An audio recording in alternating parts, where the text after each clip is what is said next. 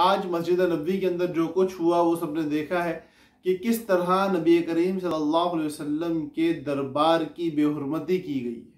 अच्छा, ये सारी बातें शुरू करने से पहले मैं एक बात वजाहत से बयान कर दूं कि मैं किसी सियासी जमात का ना हिमायती हूँ ना मुखालिफ हूँ।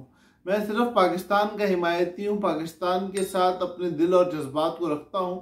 चाहे कोई भी हाकिम हो, कोई भी वजीर आज़म हो, अल्लाह पाक मेरे मुल्क के लिए खैर और बरकत और आफियत के फैसले फरमाए।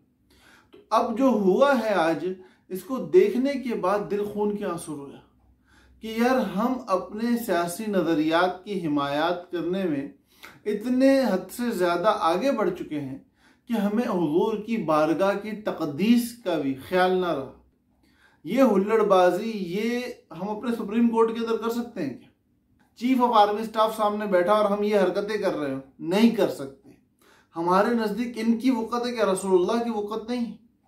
तो इस वक्त अच्छा ये बात भी लाजमी नहीं है कि ये इनकी जो लीडर है उनकी तरफ से इनको पैगाम गया हो कि आप लोगों ने ये काम करना है, या ये कोई आला काबीना की तरफ से बात इन तक पहुंची हो। जज्बात में थे, कर दिया, लेकिन खुदा के लिए अब काबीना को जिम्मेदारी का मुजाहरा करना चाहिए।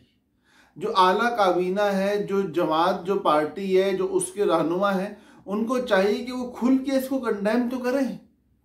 वो हजरात जो लीडर कहलाते हैं, जो हुजूर का नाम लेके अपना मंजन बेचते हैं, उनको चाहिए कि अब हुजूर के नाम पे, हुजूर के दरबार में जो हुल्लड़बाजी की गई है उस पर आके अपना रद्द-ए-अमल तो दें कि भाई ठीक है, हमारे सियासी इख्तलाफात हैं, हमारे नज़रियाती इख्तलाफात हैं, हम बहुत सारी जगह पे एक दूसरे को पसंद नहीं करते, लेकिन इसके बावजूद इस बात की भी इजाज़त नहीं देते कि हमारे नबी के दरबार की बेहुरमती की जाए।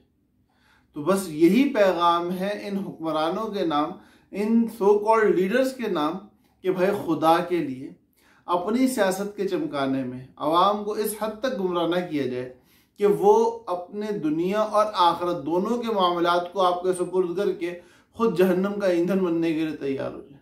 अस्सलामु अलैकुम वरहमतुल्लाहि वबरकातुहू।